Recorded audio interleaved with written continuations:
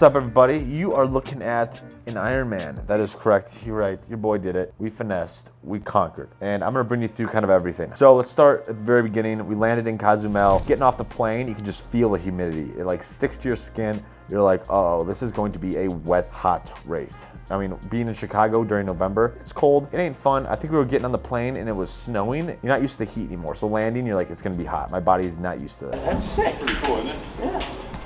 Get to the hotel, everything's great. I'm nervous when I brush my teeth though because I'm using their water, and I'm just like, if I get sick this close to the race, or if I start getting diarrhea, I will lose my mind. Like, think of like just leaving dirt marks on the bike. People be like, oh, Connick's ahead of me. I can just see the shit on the road. Like, he's just squirting out of his butt.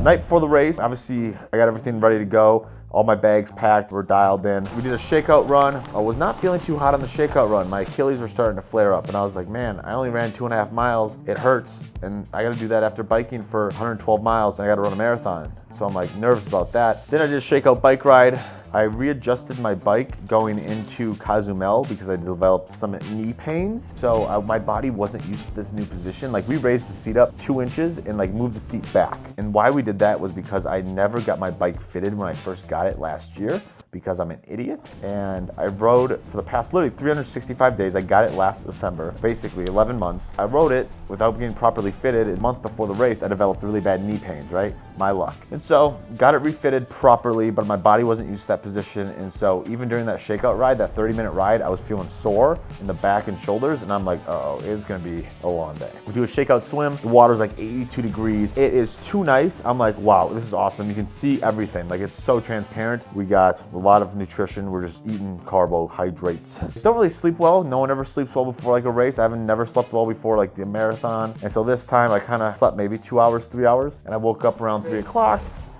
Ironman Cozumel 2024. My friend is competing in it. He said he's a little nervous. I'm very nervous, actually. My hotel, luckily, they're awesome because there was a lot of triathletes. They had actually food ready for us. Went to the breakfast, and yes, it's 4 in the morning, so everyone's probably quiet, right? It makes sense why it's quiet. But also, you just feel like the nerves. Everyone's like getting ready for war. So I had 8 pancakes, a lot of syrup, and a banana, and you just carved up. Went back to the place, got dressed. I accidentally peed on my tri-suit because I wasn't paying attention. I don't know how I did that, but I did. My parents, they dropped me off at the bike spot where transition 1 is. I check my bike, make sure that the tire pressure is all good, and we're all set there. And then I take a shuttle up to the race start.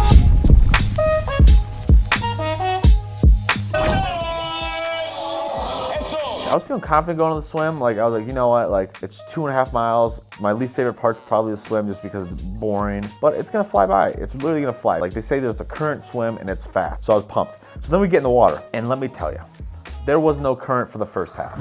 It is so warm, and it's very spread out here in the ocean, so I'm not really getting hit by anybody. I actually have a lot of room, which is great. And it's super transparent. Like, you just see completely the bottom of the ocean. I see scuba divers waving up at you. I thought I was flying. I was like, you know what? I'm not gonna look at my watch. I'm just gonna swim. And about like 40 minutes in, my watch buzzes. And I'm not even halfway. I'm like 1,500 yards in. And I go, uh-oh, I gotta go like 4,000 yards. And so I'm like, if I'm 40 minutes in, that's gonna take me another 40. I was doing the math. I was like, oh my goodness, this could be like an hour 30 swim. Like, it was not going well. That's because the first half of the swim, I guess the current was against us. But then the second half, literally at my minute probably 45, I caught the current and I started doing 6:30s for 500 yards. I was flying. That current was so fast. So we got out of the water at like a 1:18 or something like that, 1:15. 693. Transition 1 was actually really smooth. Even though you don't like feel like you should be moving quick or panicking, you kind of do a little bit just because everyone around you is like moving quick and hustling, and kind of calm down and was like, all right, get everything on, dry off. I brought a towel, which I recommend doing. Pack a towel in your transition 1 bag so you can dry off your feet if they're sandy or dirty. Dry off my feet, dry off my arms, etc. Put on some sunscreen, and do not forget, if you're wearing a tri-suit, put sunscreen on your back. You will thank me later. I forgot to do that. Look at my back. I had like sun poisoning after this race. Had a PB&J. Highly recommend packing yourself a high carb or a little like a PB&J in T1 just to like look forward to it after the swim, fuel up for the bike ride, and then you get off on the bike. Water. Which one is water?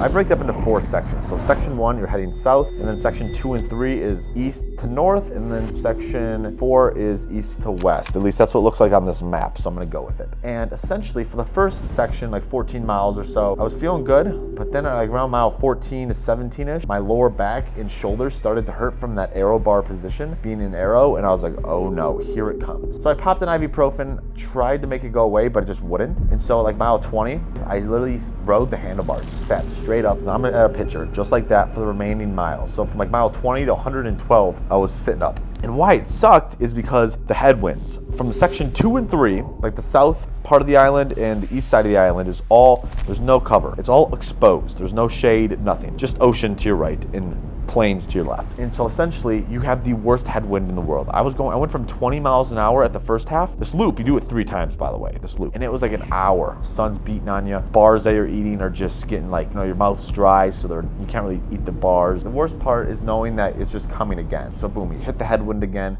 at probably like mile 45 or so. So I get out of the headwind at like 65 or so. And at this point, I literally started like praying. Like I started saying Hail Marys and Our Fathers. And I was just like, please let this end, right? Because I knew I had one more lap to go, and I was at like mile 7. Let's go! Hello, hey, oh my gosh, that's a celebrity. I see my family, so every time I see them, I know I'm starting that next lap. The third lap was actually agony, just because like I said, you're going through that headwind one more time. You have no energy, you're so exhausted. You've had about 15 gels, you're probably over caffeinated, you feel it, but it's just not going towards your legs. Your liquids are all warm, and it's just gross, and you can't eat the bars, so you're eating just gels, and you're just like sick of it. So brutal, 3.5 hours of headwind, I think. It was just absolutely brutal. Give us the bike. Essentially, after the bike, you get into that tent to transition, and it's like a war room in there. I mean, people, you walk into this white tent, and I sit down in a chair, and it's like a group of people that look like they just went through the trenches of war. Everyone's just sitting there like defeated. Like they're obviously changing, getting ready to go on the run, but you can just tell spirits were low. They knew like they just got destroyed on that ride. It was just like defeating. Like, wow, I did not expect that or see that coming. I thought it would, I thought it'd be an hour faster. I thought it'd be at 6 hours. It took me 7. So I bet everyone else was the same way. They were just like, that took me so much longer than I thought. That was fucking hard. Hot, hard. Playing headwind for half of it. So then we start the run, and honestly, I really enjoyed the run. The run is 3 8.7 mile loops. Well, for the first 6 miles, my legs, they're very heavy. You just biked 112 miles. But luckily, if you follow your training, like a smart and disciplined person, as you should you're used to this. And so what you're gonna do is you're gonna push through. By mile 6, your legs, although they feel very weak, they feel normal, like you're just running. You go up and you go back down, and then when I come down for that first loop to finish, my family's not there. I'm like, this is awesome. Thanks for supporting me. You guys are the best. Is that the one with mango? We had it last time. It's like tomato. Tomato. I go up for my second lap, was definitely my favorite, just because I knew I was gonna do this. That's when it was hitting me. I hit the halfway point, 13.1, and I'm like, oh my gosh, I'm gonna do this. I'm over halfway, this is awesome. And so coming back down, I come down to the bottom, and I'm about to start that third lap, and as I'm starting it, I see everyone there, my family, like, you got this, one more lap, next time we see you, Ironman. I'm like, yeah.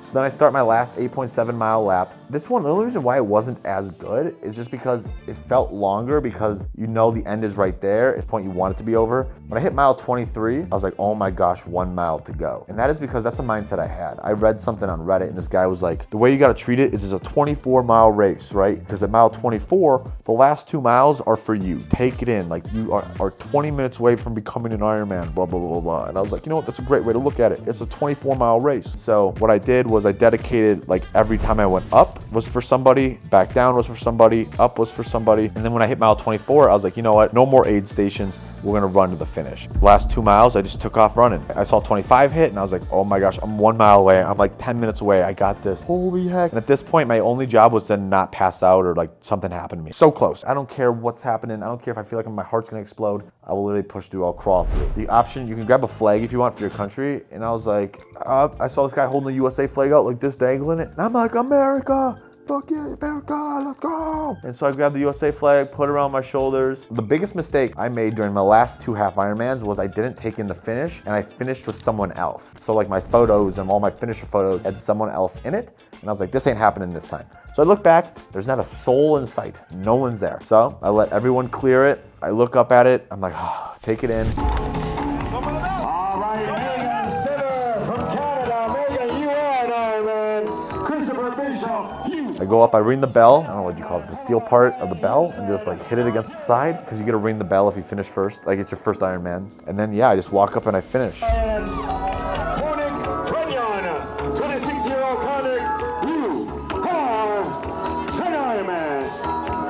Faltan 8 minutos para que termine la promoción de las gorras. Yeah, crossed the finish line, hugged Eric, shook his hand, saw my family there, hugged them all, said I loved them, and grabbed the medal, sat down. And like at that moment it hit me, I'm like, wow, I did it.